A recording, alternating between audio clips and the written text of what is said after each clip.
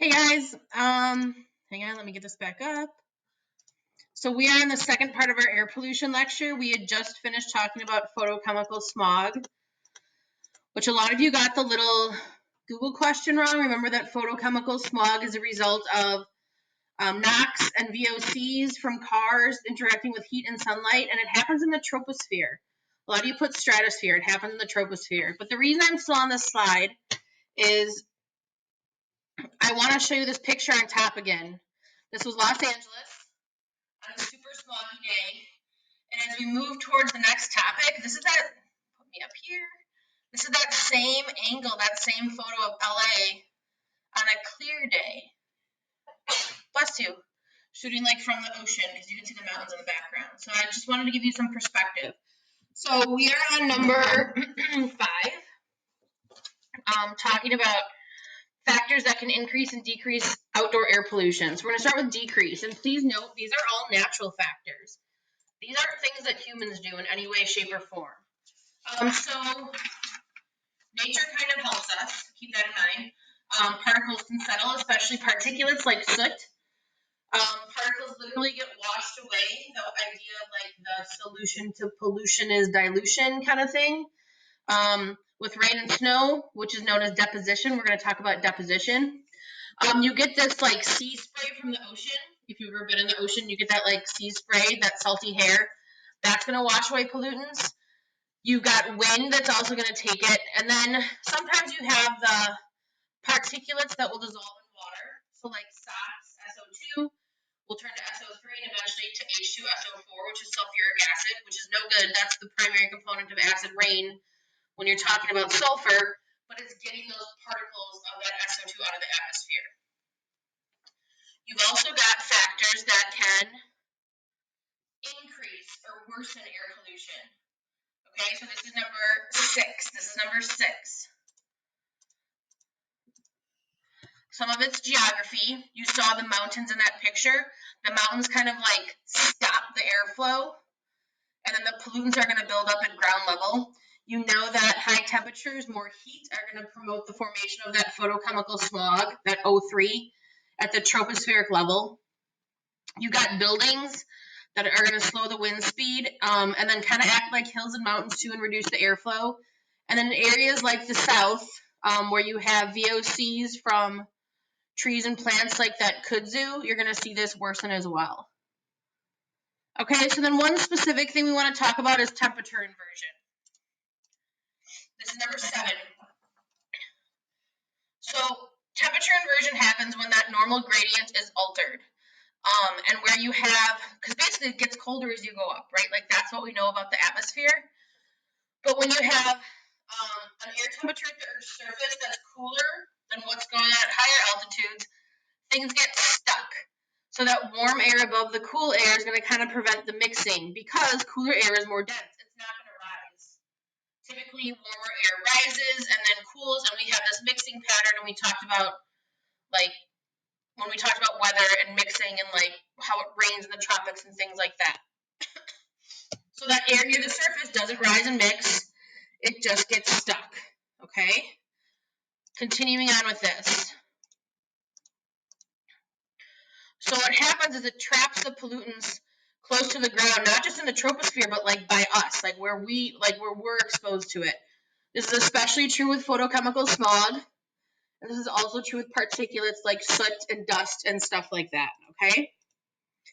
So let's do the city on the right first, because this is the one we just looked at. You just saw a city that had mountains in the background, like Los Angeles. So you've got mountains on 3 sides. You've got the ocean on the other side. You've got the sea breeze coming in, and then the mountains are stopping it. So that creates this inversion layer. You also have all this traffic because you're in Los Angeles, and so you have these VOCs and NOx being produced. The photochemical smog gets produced, and then like nothing really blows it away. It's also really warm and sunny, which is going to add to it. The other thing that could be going on in a city is on the left. You have a city that's in a valley that's kind of surrounded by mountains. It's in a more temperate, cold, cloudy part of the year. What else did I write down? The clouds block the sunlight. Usually sunlight increases reactions. The mountains block the wind and everything kind of just like settles in a big hole. Salt Lake City is a good example of this. And you see some like smokestack type things there. So that should be thermal inversion or temperature inversion, number 7. Number 8. Let's talk acid deposition. So this is acid rain. This is kind of our last topic for today, big topic for today.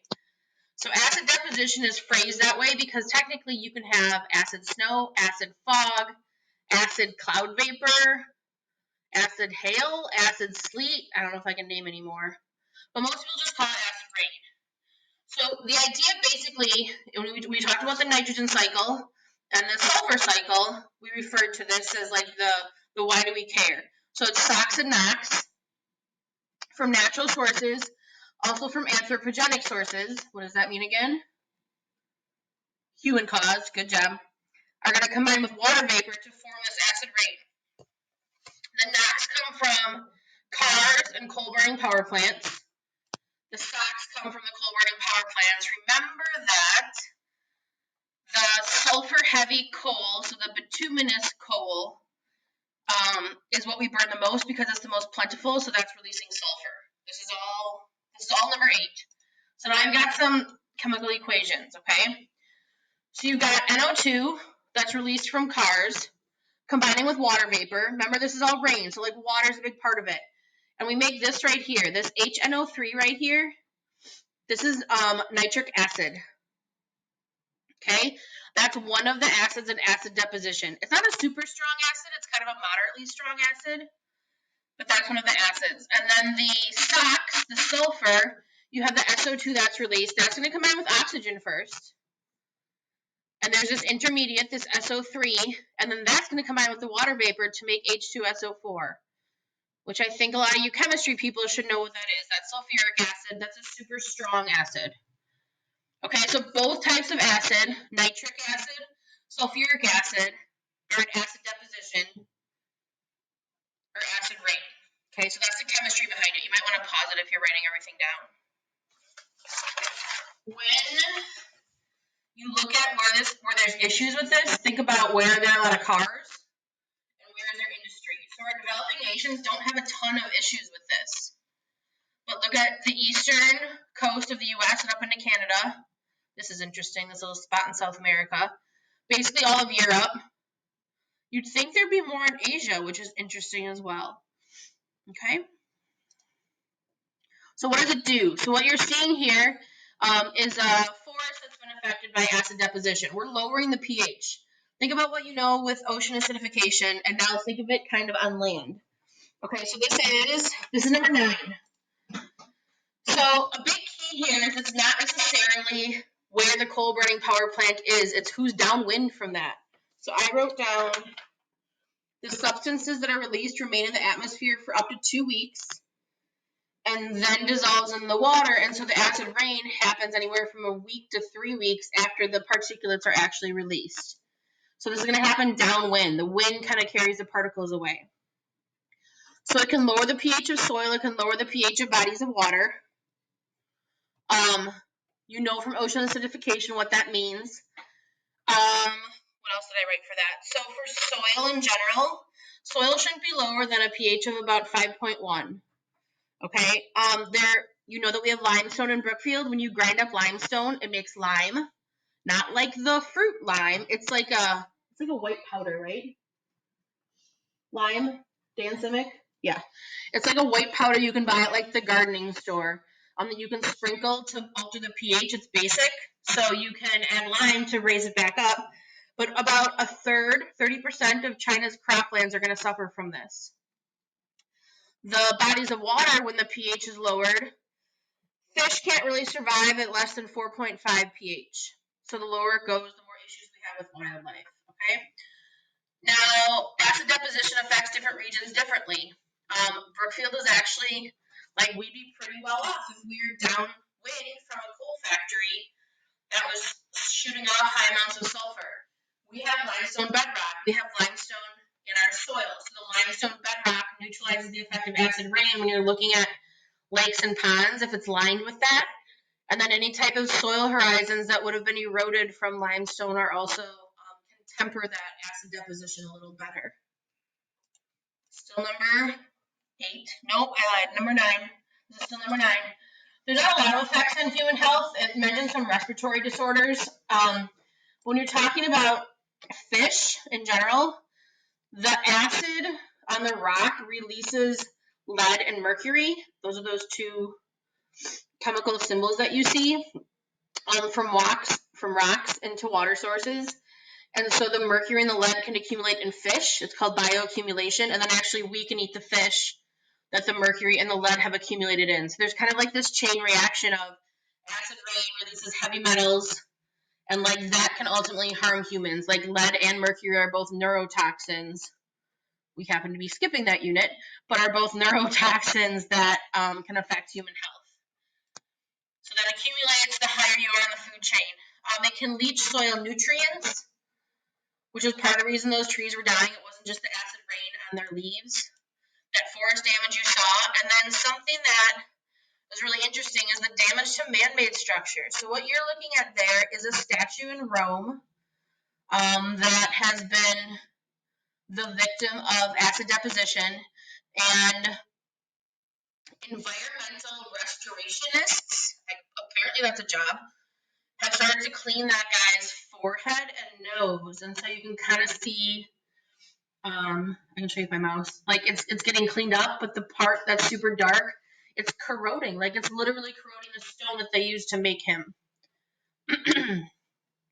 So if you're asked about human effects of acid deposition, you can absolutely talk about damage to man-made structures and buildings and like works of art. All right. Last question is, what do we do? So first, let's talk prevention. We can burn that anthracite, which is what my other class is having a quiz on, that low sulfur coal that's harder to find, and just reduce coal use in general. So you go back to like, look at your renewables, look at your natural gas, even petroleum. If we're not releasing that sulfur, you're reducing acid deposition. There are scrubbers that will take out some of the sulfur from factory emissions when you're at a coal burning power plant. Taxing emissions is always something that hopefully can reduce it. And then once it happens, what do you do? I think the one to remember here is lime. Again, not like the limes you put in margaritas, like lime white powder from limestone. And then it says add phosphate to neutralize acidified lakes. I don't like that one at all, because now we're talking about eutrophication. So, we did good. It's only like 12 and a half minutes. That's kind of chunk 2 of the air pollution lecture. So again, it was what natural things make air pollution better, what can make it worse. You should know about thermal inversions, and then a whole bunch of stuff about acid deposition. I think that's it. Peace out.